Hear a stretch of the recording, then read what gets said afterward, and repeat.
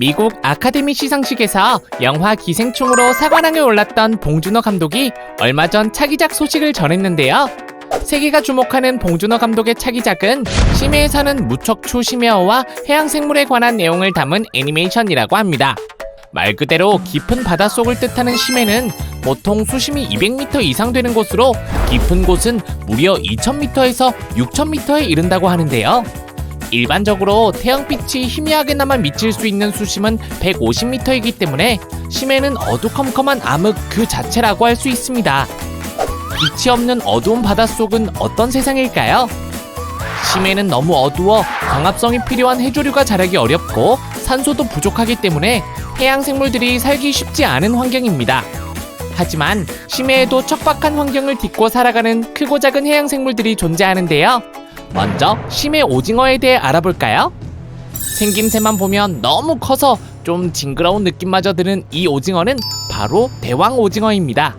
수심 600m에서 1500m에 사는 대왕 오징어는 이름에 걸맞게 크기는 최대 14m에 무게는 무려 150kg에서 280kg에 달할 정도로 거대한데요. 특히 눈이 농구공만한 크기로 굉장히 큰데 대왕 오징어의 눈은 지구상 존재하는 동물들 중에서 가장 크다고 합니다.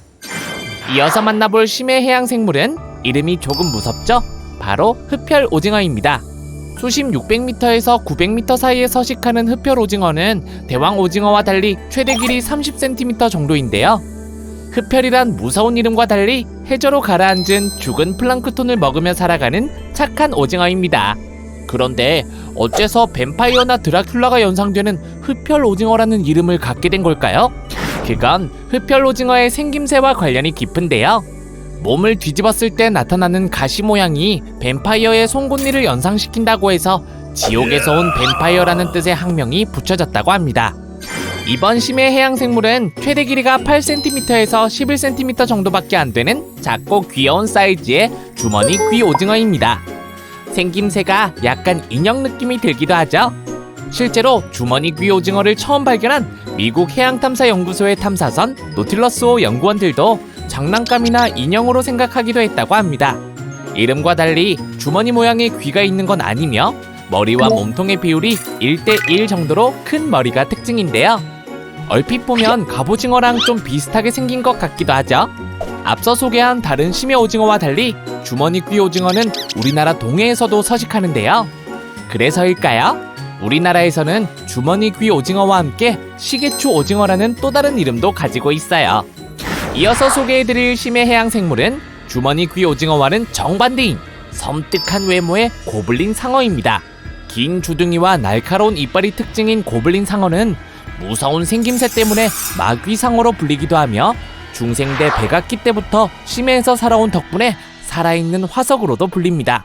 고블린 상어는 주둥이에 일종의 레이더 같은 로렌치니 기관이 발달되어 있어서 어두운 심해에서도 작은 물고기를 쉽게 사냥할 수 있다고 합니다. 고블린 상어만큼 무서운 외모는 아니지만 못생긴 외모로 유명한 블로피쉬입니다. 뉴질랜드와 오스트레일리아 인근 심해에서 주로 발견되는데 블로피쉬는 몸에 근육이 거의 없어서 그냥 물에 떠다니면서 생활한다고 합니다. 저 강치가 소개하는 마지막 심해 해양생물은 저처럼 귀여운 생김새가 특징인 덤보 문어입니다. 아기 코끼리 덤보를 닮아 덤보 문어라는 이름을 갖게 되었다고 하는데요. 코끼리 귀처럼 펄럭이는 아가미와 동그란 눈을 보면 애니메이션의 덤보를 닮긴 닮았죠? 하지만 작고 귀여운 이름과 달리 덤보 문어는 최대 3m에서 4m까지 자란다고 합니다. 오늘 다양한 심해 해양생물을 소개해드렸는데요.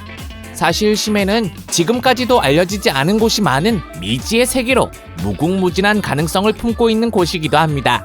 실제로 육상생물에서 찾을 수 없는 바이오 소재를 심해의 미생물로부터 찾는 등 심해의 해양생물은 굉장히 높은 연구 가치를 가지고 있어요. 해양수산부도 지난해 심해에 사는 해양생물, 자원 등을 조사하고 연구하기 위한 국제 워크숍을 개최하는 등 심해 환경과 해양생물에 대한 탐사와 연구에 앞으로 더욱 집중할 계획입니다. 심해의 미스테리가 모두 밝혀지는 그날까지 똑똑한 바다 구독자분들, 심해 탐사와 연구 개발에 많은 관심과 응원 부탁드립니다.